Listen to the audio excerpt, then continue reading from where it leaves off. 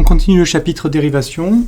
On va terminer avec un petit exemple, une fonction du troisième degré à étudier.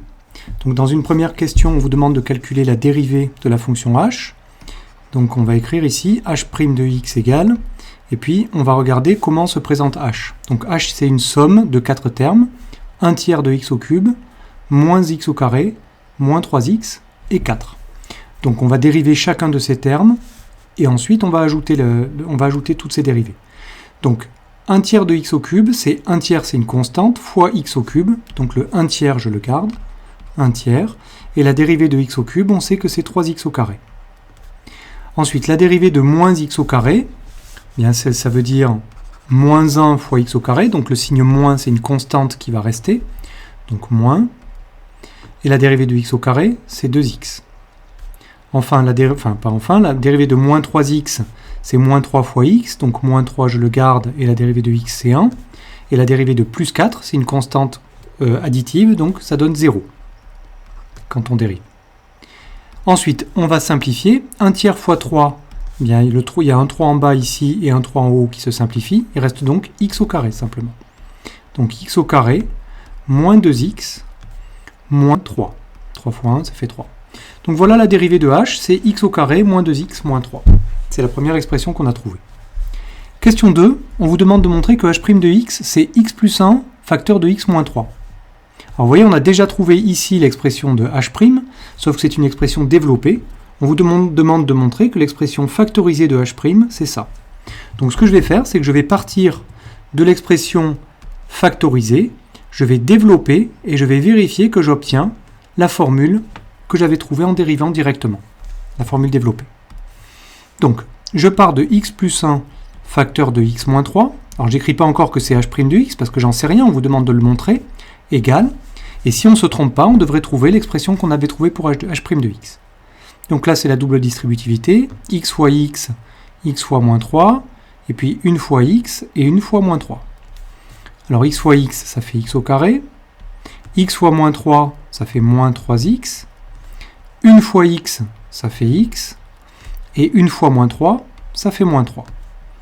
On réduit enfin ce qui peut l'être, c'est-à-dire je regroupe mes x, ça donne x au carré, moins 2x, moins 3. Et vous voyez qu'effectivement, on a retrouvé l'expression qui était ici, qui correspondait à h' de x. Donc égale h' de x. On a démontré que h' de x avait pour forme factorisée x plus 1 facteur de x moins 3. On va maintenant étudier le signe de h' de x, et ensuite on en déduira le sens de variation de la fonction h. Alors h' de x, pour étudier son signe, on va utiliser l'expression factorisée, puisque c'est un produit, donc il suffit d'étudier, je vais faire un gros tableau ici, il suffit d'étudier le signe de chacun des facteurs. Donc, sur la première ligne x, on est sur une fonction définie sur R, donc de moins l'infini jusqu'à plus l'infini. Et puis je vais mettre une ligne pour chacun des facteurs de h'. Donc une ligne pour x plus 1, une ligne pour x moins 3, ensuite une ligne pour le signe de h' de x, donc ça je l'obtiendrai facilement en faisant le produit des deux lignes qui sont là, ça va me donner le signe de h' de x, et enfin une ligne pour le tableau de variation de h, puisque le signe de h' va me donner les variations de h. Alors pour x plus 1, c'est une fonction affine de coefficient directeur 1, c'est le 1 qui est là, qui est caché, 1 fois x. Donc comment on fait pour trouver le signe de x plus 1 ? C'est ce qu'on a fait dans l'exemple précédent. Je commence par résoudre x plus 1 égale 0. Pour ça, j'enlève 1 des deux côtés. Ça va me donner x à gauche égale 0 moins 1, c'est-à-dire moins 1. Donc j'ai une première valeur qui est moins 1. C'est une première valeur particulière, c'est celle pour laquelle x plus 1 vaut 0. Je fais pour la deuxième ligne. X moins 3, c'est également une fonction affine. Donc je vais résoudre x moins 3 égale 0. Et sans difficulté, en ajoutant 3 des deux côtés, on trouve x égale 3. Donc ça me donne une deuxième valeur. Maintenant, je vais indiquer les valeurs de x que je viens de trouver dans la première ligne du tableau en prenant soin de les ordonner. Donc moins 1 est plus petit que 3, donc je mets d'abord moins 1, ensuite 3, et puis maintenant, je vais compléter mon tableau de signes ici. Alors pour la première ligne, on a dit x plus 1, c'est une fonction affine. On vient de voir qu'elle s'annulait quand x égale moins 1, c'est le premier calcul qu'on a fait ici, x plus 1 égale 0 quand x égale moins 1, et maintenant je dis le coefficient directeur est positif, donc ça va être plus à droite du 0, et donc moins avant. C'est une droite qui monte, x plus 1.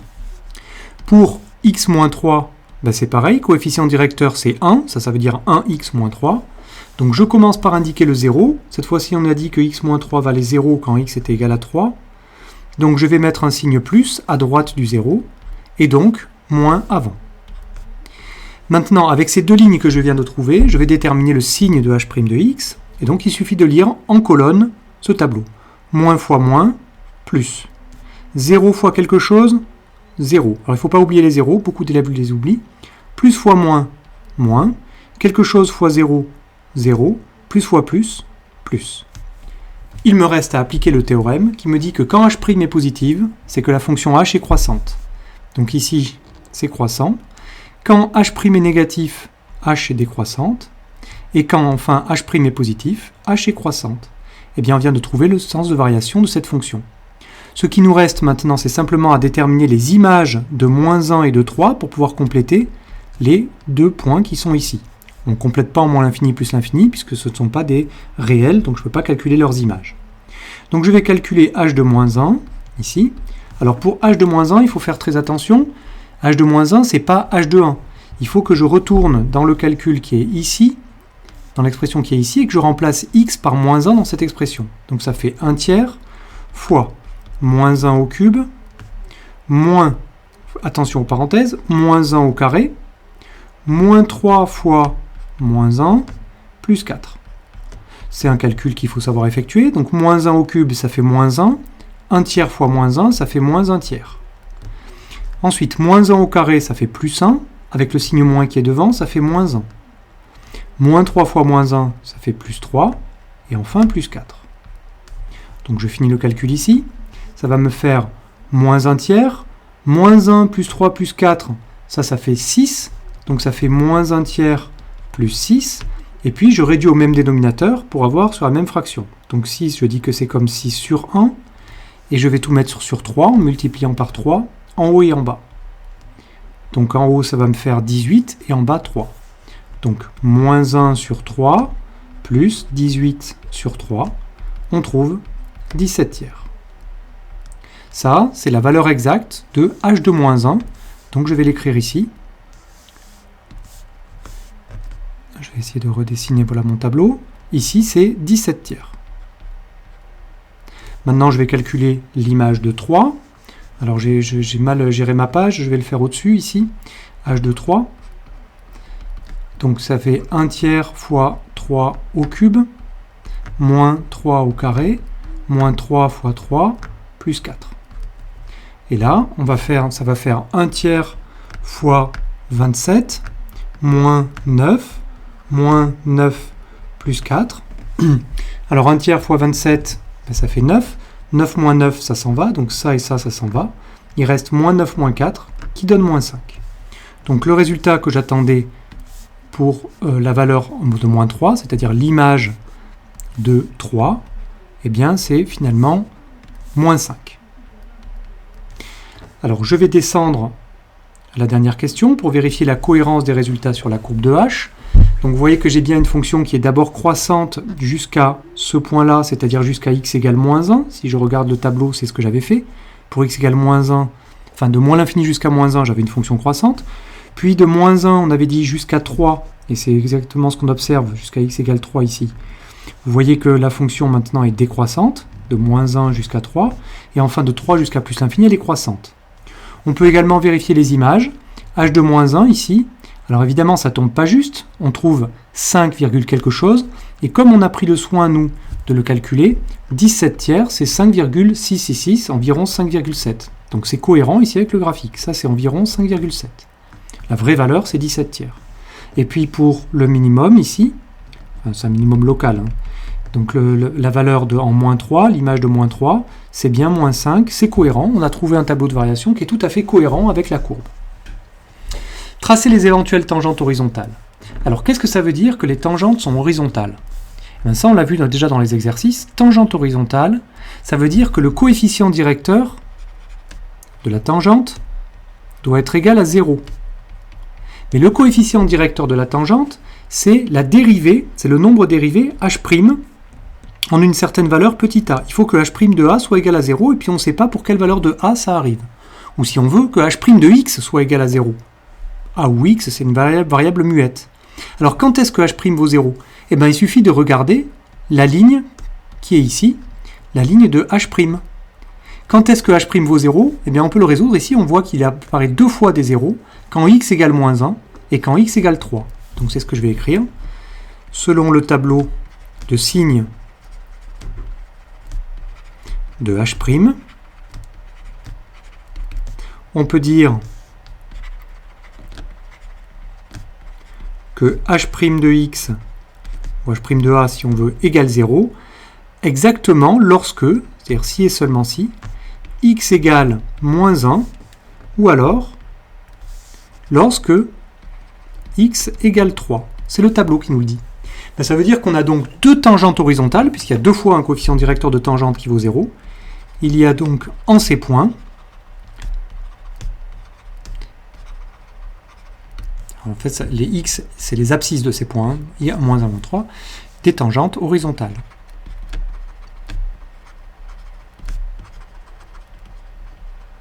Alors on vous demande pas de donner les équations, mais de les tracer. Donc pour les tracer, ben, je vais le faire ici par exemple en rouge. Donc la première tangente horizontale, c'est celle qui est ici. Donc je vais la tracer comme ça.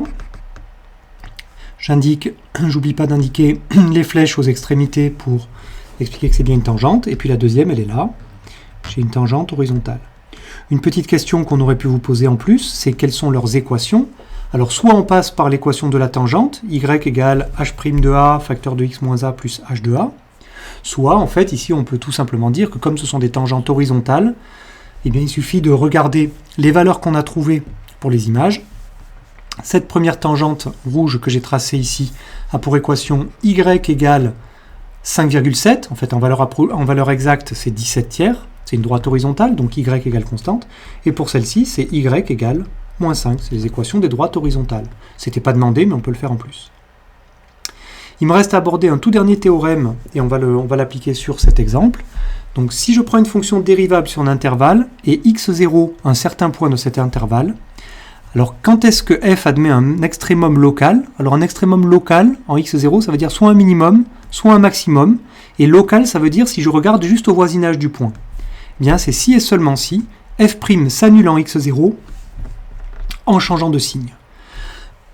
Donc ici, si vous regardez la ligne verte ici de h', ce qu'on voit c'est qu'elle passe, h' passe de plus à moins en s'annulant ici en moins 1. Donc je vais avoir un extrémum local en moins 1. En l'occurrence, vous voyez sur la courbe et aussi sur le tableau de variation qu'il s'agit d'un maximum. Et puis pour 3, vous voyez pareil, je passe de moins à plus en annulant h', et donc ça arrive ça pour x égale 3. Et effectivement, cette fois-ci, c'est un minimum. Alors c'est un minimum local, parce que vous voyez qu'il y a des valeurs, par exemple ici, là, qui sont plus petites pour les y que la valeur du minimum moins 5 qu'on avait trouvé. C'est en ça que c'est un minimum local. C'est-à-dire que si je regarde la courbe simplement au voisinage de 3, si je regarde que vers ici, eh bien dans ce cas, c'est effectivement moins 5 le minimum. Ça veut dire ça, local. Ça veut dire que ce n'est pas pour toute la courbe, mais c'est autour du point que je suis en train de considérer. Donc, ce qu'on vient d'illustrer ici, c'est le théorème. Donc, qu'est-ce qu'on va dire simplement? Exemple 9. H' s'annule en, on a dit, eh bien, en moins 1 et en 3. En ces points, H' change de signe. S'annule en changeant de signe, d'accord? S'annule, c'est ce qu'on a écrit au-dessus. Elle passe d'abord de plus à moins, puis de moins à plus. Donc, la fonction h admet alors on a dit, un maximum ici, en x égale moins 1, et un minimum en x égale 3. Voilà qui termine le cours sur la dérivation.